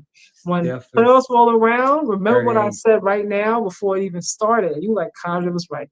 I'm just trying to tell you, basketball is my baby. Like I can tell you, but I will say this. I love that, you know, more than the NFL. But okay, then you know the Warriors ain't gonna do that. Okay. Yeah, they are. Who's your team? Do you have a team, like an actual team, or just certain players? I root for certain players. Usually, I've been pulling for whoever Russell Westbrook. You said Russell, for, yeah, you told me that. But he ain't on no team right now, so I'm like, oh man, look like I might still ride with the Joker. But the Atlanta Hawks are looking, you know, like a decent team, but I just don't ride with them like that. Yeah, so Trey made me mad. I don't like how he came in pat. I'm out. I'm a free agent right now in basketball. I ain't gonna even lie to you. I'm a free agent. But I do like the Joker. I think Denver has a really good team. They're gonna have a chance to win it all this year because they deep. They deep. Yeah. But tomorrow, have you heard about this? Tomorrow at noon, LeBron is calling the press conference. He calls it the decision 2. And some No, people I didn't hear LeBron is going to announce his retirement tomorrow. So, man, Wow. that's big news. That's something that I'm going to stay tuned to. And At 12 noon, you said, right? at 12 noon, LeBron All is right. supposed to have a big decision to make. I hope he doesn't retire. Maybe he retires now. Maybe sets his retirement for next year. Maybe he said this is my last year. Season, yeah. But I'm interested to see what this decision is. If I Because had to guess, I'm gonna think like this will be like my last season. I can't see him retiring. Like with the way it ended, I think he'll give himself like just a competitor in him. I think he'll give himself at least one more season. I think, but don't quote me. Man, I think he got to give one more season. Yeah. Bronny is done for. Bronny is terrible. I'm done. And Look. if he retires, then they going why I'm gonna keep Bronny if you retire, we gonna get rid of Bronny too then. Like if you want your son to stay on this roster and have an opportunity, then we need you to stay here and go ahead and get the little money that we're getting you for this year. Retire next year, we'll have a chance to develop Bronny, and maybe he has a better shot. But right now, that kid, he doesn't belong in the NBA court. I honestly wonder, like, when LeBron does officially retire, like, what happens with Bronny's career? I really do. I'm telling you what's happening. It's over. I'm not gonna put that out there for the young man. He's not good. I don't see like him being his dad. Obviously, I don't see him being like a Steph, but I think he can give you like some quality minutes off the bench. No, he can't give you no quality minutes on the bench. He's terrible. Oh gosh. All right. Have you seen him play this preseason? I heard about it. Oh yeah, it's awful. I've heard about it. He's actually regressed. Really? Yes. Okay. He's worse than he was last year. Well, sometimes you start off rough. It's not how you start, it's how you finish. I'm gonna put positive vibes out there. I'm gonna put some positive vibes out there for him. I knew that was something I liked about you. When I'm at my worst, I'm gonna hit you up, man. Give me some positive words of affirmation, please. You got to, especially in this world, in this life. It can get dark sometimes. So you really gotta try to find a positive in situations. One thing I will say is that his dad can use his connections and everything else to get him as much help, training, that he needs. So I do get at least nice role player right now, but ultimately in the end, like, who knows? We'll see. God has the final say for him and Shador. That's correct. Shador is better than Bronny by far. I wouldn't even put that. That's an embarrassment to Shador to put him in the same breath as Bronny. Hold on. Adam, what's up, Adam? Adam said, I don't care what anyone says. The Browns need to start Shador if they lose the next game or it's season over. Well, I mean, if Adam says that, then Adam believes that if Shador comes in and play quarterback, that it can turn the Cleveland Browns whole season around and they can go on a winning streak and they can make the playoffs and he's going to be the franchise guy. So if you're under that mindset, then I won't disagree with you. Oh, gosh. But you put all them stipulations on it. I mean, I gave you the schedule. The schedule is a very winnable schedule if you can come in and play halfway decent as a quarterback with the defense that they have. So, yes. But going into Pittsburgh against that defense, against a rookie quarterback, that's a tough task that they have. I just think their defense is good enough to stifle Aaron Rodgers. And if big play Gabe, if he don't turn the ball over, if he don't turn the ball over, they're gonna be in the game. They're gonna have a shot to win. Yeah, we shall see. We will see. But yeah. All right, you guys. That is it for week 5 recap. NFL recap. Yep. You know what you need to have? You need to have some outro music.